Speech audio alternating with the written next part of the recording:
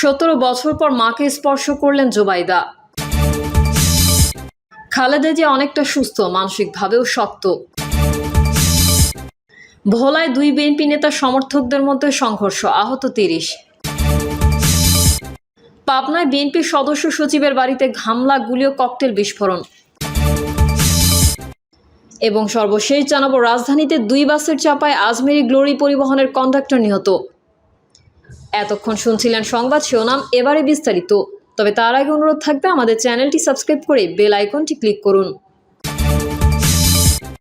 17 বছর পর মাকে স্পর্শ করলেন জুবাইদা। বিএনপির ভারপ্রাপ্ত চেয়ারম্যান তারেক রহমানের সহধর্মিণী ডক্টর জুবাইদা রহমান দীর্ঘ 17 বছর পর দেশের মাটিতে মা সৈয়দা ইকবাল মান্দ বানুর সঙ্গে দেখা করেছেন। মঙ্গলবার সন্ধ্যা 6টা 48 রাজধানীর পান্থপথ স্কয়ার হাসপাতালে ভর্তি তার মা সৈয়দ ইকবাল মান্দ বানুকে দেখতে যান তিনি। সেখানে মাকে ফুল দিয়ে শুভেচ্ছা জানান জুবাইদা রহমান। এ সময় আবেগে আপ্লুত হয়ে পড়েন তারা।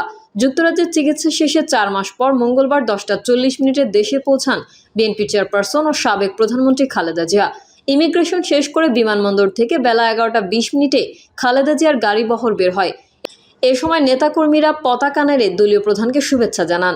জনসমাগমের উপচে পড়া ভিড়ের কারণে খালেদা জিয়ার গাড়িবহর এগিয়ে চলে ধীর গতিতে।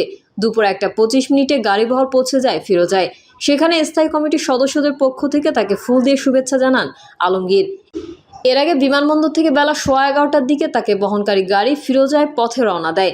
জানা গেছে, গত 2 মে অসুস্থ হয়ে পড়লে রাজধানীর পান্থপথ এলাকায় একটি হাসপাতালে ভর্তি করানো হয় নৌবাহিনীর সাবেক প্রধান রিয়ার অ্যাডমিরাল মরহুম মাহবুব আলী খানের স্ত্রী বিশিষ্ট সমাজসেবী সৈয়দ ইকবাল মান্দ বানুকে। দীর্ঘদিন ধরে তিনি বার্ধক্যজনিত নানা জটিলতায় ভুগছেন। সৈয়দ ইকবাল মান্দ বানু সুবিধাবঞ্চিত শিশুদের জন্য কাজ করেন সুরভি ফাউন্ডেশনের মাধ্যমে। এজন্য তিনি স্বাধীনতা পদক পান। 17 বছর আগে 2008 সালের 11 সেপ্টেম্বর তারেক রহমানের সঙ্গে দেশ ছেড়েছিলেন জুবাইদা রহমান। 111-এর পর জ্ঞাত আয় বহির্ভূত সম্পদ অর্জনের অভিযোগে 2008 সালের 26 সেপ্টেম্বর তারেক রহমান, জুবাইদা রহমান ও ইকবাল মান্দ বানুর বিরুদ্ধে রাজধানীর কাফরুল থানায় একটি মামলা করে দুর্নীতি দমন কমিশন। ওই মামলায় জুবাইদা রহমানকে 3 বছরের কারাদণ্ড ও 35 লাখ টাকা অর্থদণ্ড দেয় ঢাকার একটি আদালত। খালেদা জিয়া অনেকটা সুস্থ, মানসিকভাবেও শক্ত। বিএনপি চেয়ারপারসন খালেদা জিয়া লন্ডনে চিকিৎসা নেওয়ার পর তার শারীরিক অবস্থার উন্নতি হয়েছে। উনি অনেকটা সুস্থ আছেন এবং মানসিকভাবে উনি স্টেবল আছেন। আপনারা ওনার জন্য দোয়া করবেন। মঙ্গলবার দুপুরে গুলশানে বিএনপি চেয়ারপারসনের বাসভবন ফিরোজার সামনে এক ব্রিফিংয়ে এসব কথা বলেন তার ব্যক্তিগত চিকিৎসক অধ্যাপক AZM জাহিদ হোসেন। দীর্ঘ 4 মাস চিকিৎসা শেষে যুক্তরাজ্য থেকে আজ সকালে ঢাকায় পৌঁছান খালেদা জিয়া। বিমানবন্দর থেকে সড়কপথে তিনি নিজ বাসভবনে ফেরেন। খালেদা জিয়া শারীরিক অবস্থা নিয়ে ডক্টর জাহিদ হাসান বলেন, তিনি শারীরিক ও মানসিকভাবে সুস্থ আছেন। যদিও দীর্ঘ 14 ঘন্টার ভ্রমণের কারণে তিনি কিছুটা অবসন্ন। আমরা তার জন্য দেশবাসীর কাছে দোয়া চাই। বিএনপির চেয়ারপারসন সবাইকে শুভেচ্ছা, সালাম ও কৃতজ্ঞতা জানিয়েছেন বলে জানান তার এই ব্যক্তিগত চিকিৎসক। খালেদা জিয়ার জন্য কাতারের পক্ষ থেকে বিশেষ এয়ার অ্যাম্বুলেন্স দেওয়ার দেশটির সরকারের প্রতি কৃতজ্ঞতা জানান জাহিদ হোসেন। তিনি বলেন, কাতার সরকার সম্পূর্ণ বিনামূল্যে এটি দিয়েছে। এই সহায়তার মধ্যে দিয়ে জিয়া পরিবারের সঙ্গে তার যে সম্পর্ক তা প্রকাশ ঘটিয়েছে। বিএনপি স্থায়ী কমিটির এই সদস্য বলেন, জুবাইদা রহমান ফিরেছেন, তারেক রহমানও ফিরবেন। সেদিন খুব বেশি দূরে নয়। কিছুদিন পর জুবাইদা রহমান আবারও লন্ডনে যাবেন এবং খুব দ্রুতই তারেক রহমান সহ দেশে ফিরে আসবেন। ভোলায় দুই বিএনপি নেতার সমর্থকদের মধ্যে সংঘর্ষ, আহত 30। ভোলার তজুমুদ্দিন উপজেলার চাঁদপুর ইউনিয়ন বিএনপির কমিটির ঘোষণাকে কেন্দ্র করে দুই সভাপতি পদপ্রার্থী সমর্থকদের মধ্যে সংঘর্ষ হয়েছে। সংঘর্ষে উভয় পক্ষের অন্তত 30 জন আহত হয়েছেন। গুরুতর আহতদের উদ্ধার করে তজুমুদ্দিন উপজেলা স্বাস্থ্য কমপ্লেক্সে ভর্তি করা হয়েছে। স্থানীয় বিএনপি নেতাকর্মী ও অন্যান্য লোকজনের সঙ্গে কথা বলে জানা গেছে, পূর্ব নির্ধারিত সময়সূচি অনুযায়ী সোমবার বিকেলে তজুমুদ্দিন উপজেলা বিএনপি আহ্বায়ক গোলাম মোস্তফা মিন্টু ও সদস্য সচিব ওমর আসাদ রিন্টু সহ অন্যান্য নেতাকর্মীরা চাঁদপুর ইউনিয়ন বিএনপি কমিটি গঠনের উদ্দেশ্যে সম্মেলনস্থলে যোগ দেন এবং সম্মেলন শেষ করেন। কমিটিতে সভাপতির পদে প্রতিদ্বন্দ্বিতা করেন জাহিদুল ইসলাম দিদার ও অরবিন্দ টিটু।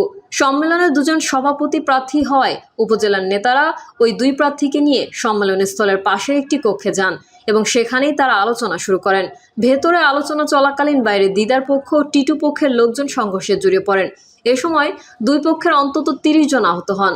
এই ঘটনার জেরে তজুমউদ্দিন উপজেলা শহরে সন্ধ্যায় ফের বিক্ষোভ মিছিল করেন দুই পক্ষের লোকজন। এতে ফের উত্তপ্ত হয়ে ওঠে উপজেলা শহর। পরে পরিস্থিতি শান্ত হয়। এই ঘটনায় ওই ইউনিয়ন বিএনপির পদপ্রার্থী অরবিন্দ টিটু প্রতিপক্ষের বিরুদ্ধে অভিযোগ করে বলেন, সম্মেলনস্থলে আমার ব্যাপক জনসমর্থন ছিল।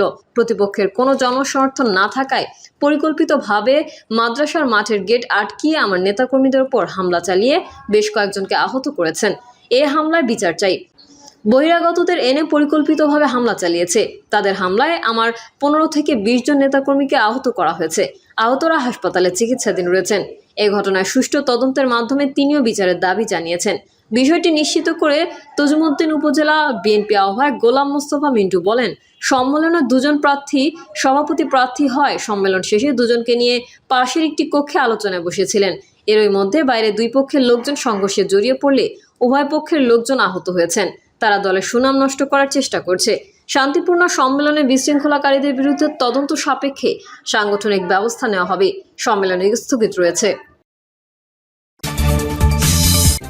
পাবনায় বিএনপির সদস্য সচিবের বাড়িতে হামলা, গুলি ও ককটেল বিস্ফোরণ। পাবনা জেলা বিএনপির সদস্য সচিব অ্যাডভোকেট মাসুদ খন্দকারের বাড়িতে হামলার ঘটনায় অন্তত 6 জন দলীয় নেতাকর্মী আহত হয়েছেন। এ সময় সেখানে গুলিছোড়া ও ককটেল বিস্ফোরণের ঘটনা ঘটেছে। প্রত্যক্ষদর্শীরা জানান, প্রতিদিনের মতো সোমবার রাতেও মাসুদ খন্দকারের বাড়ির সামনে বেগম জিয়ার দেশে আসা নিয়ে দলীয় আলোচনা চলছিল। সেখানে শতাধিক নেতাকর্মী উপস্থিত ছিলেন। হঠাৎ 8 থেকে 10টি মোটরসাইকেল করে একদল দুর্বৃত্ত এসে বাড়ির ভেতর ও বাইরে উপস্থিত নেতাকর্মীদের লক্ষ্য করে গুলি ও ককটেল ছোড়ে। হামলাকারীরা দেশীয় অস্ত্র দিয়ে কয়েকজনকে মারধর করে এবং 2টি মোটরসাইকেল ভাঙচুর করে। পরে নেতাকর্মীরা পাল্টা ধাওয়া দিলে দুর্বৃত্তরা পালিয়ে যায়। এ ঘটনায় অন্তত 6 জন নেতাকর্মী আহত হন। তাদের পাবনা জেনারেল হাসপাতালে ভর্তি করা হয়েছে। এরপর এলাকায় আতঙ্ক ছড়িয়ে পড়ে। অতিরিক্ত পুলিশ মোতায়েন করা হয়েছে। পাবনা জেলা বিএনপির সদস্য সচিব অ্যাডভোকেট মাসুদ খন্দকার বলেন, আমি তখন বাড়ির ভেতরে ছিলাম। বাইরে নেতাকর্মীরা বসে রাজনৈতিক আলোচনা করছিলেন। হঠাৎ মামলা হয়। আমার ধারণা আমাকে হত্যা করতে এই হামলা চালানো হয়েছে। আমি এর সুষ্ঠু তদন্ত ও বিচার দাবি করছি। পাবনা সদর থানা পুলিশের ভারপ্রাপ্ত কর্মকর্তা আব্দুস সালাম বলেন, বিএনপির চেয়ারপারসন বেগম খালেদা জিয়ার দেশে আসাকে কেন্দ্র করে মঙ্গলবার আনন্দ র্যালি করার জন্য আলোচনা করতে মাসুদ খন্দকারের বাড়িতে নেতাকর্মীরা আসছিল। এমন সময় দুর্বৃত্তরা এসে অতর্কিত হামলা করে। এতে 5 থেকে 6 জন আহত হয়েছেন। তিনি আরও বলেন, বিএনপির কমিটি গঠন নিয়ে দলটির মধ্যে কিছুদিন ধরে অভ্যন্তরীণ বিরোধ চলছিল। প্রাথমিকভাবে ধারণা করা হচ্ছে এই হামলা সেই বিরোধেরই ফল। পুলিশ ঘটনাস্থল পরিদর্শন করেছে এবং বর্তমানে পরিস্থিতি নিয়ন্ত্রণে আছে। তদন্ত চলছে। রাজধানীতে 2 বাসের চাপায় আজমিরি গ্লোরি পরিবহনের কন্ডাক্টর নিহত। রাজধানীর সূত্রাপুর থানাধীন ভিক্টোরিয়া পার্কের সামনে 2 বাসের চাপায় আজমিরি গ্লোরি পরিবহনের কন্ডাক্টর নিহত হয়েছেন। তার নাম বেলায়েত হোসেন। সোমবার রাত 12:15টার দিকে গুরুতর আহত অবস্থায় তাকে উদ্ধার করে ঢাকা মেডিকেল কলেজ হাসপাতালের জরুরি বিভাগে নিলে কর্তব্যরত চিকিৎসক মৃত ঘোষণা করেন। বেলায়েত হোসেনকে হাসপাতালে নিয়ে যাওয়া ইসমাইল রশিদ জানান, ভিক্টোরিয়া পার্কের সামনে আজমিরি গ্লোরি পরিবহনের একটি বাস মেরামত করার সময় বেলায়েত সেখানে দাঁড়িয়েছিলেন। এ সময় অন্য একটি বাস সেখানে পার্কিং করতে গেলে তিনি 2 বাসের মাঝে চাপা পড়েন এবং গুরুতর আহত হন। পরে তাকে উদ্ধার করে ঢামেক হাসপাতালে নিলে চিকিৎসক মৃত ঘোষণা করেন। তার বাড়ি শেরপুরের ঝিনাইগাতি উপজেলায়। ঢাকা মেডিকেল কলেজ হাসপাতাল পুলিশ ক্যাম্পের ইনচার্জ মোহাম্মদ ফারুক মৃত্যুর বিষয়টি নিশ্চিত করে জানান, মরদেহ ঢামেক হাসপাতালের জরুরি বিভাগের মর্গে রাখা হয়েছে। বিষয়টি সংশ্লিষ্ট থানায় জানানো হয়েছে। এ ঘটনায় পার্কিং করতে যাওয়া ঘাতক বাসটির চালক মানিক মিয়াকে আটক করা হয়েছে বলে জানান তিনি। প্রিয় দর্শক, এই ছিল এখনকার সর্বশেষ সংবাদ। আপডেটসহ সংবাদ পেতে চ্যানেলটি সাবস্ক্রাইব করে বেল আইকনটি ক্লিক করুন।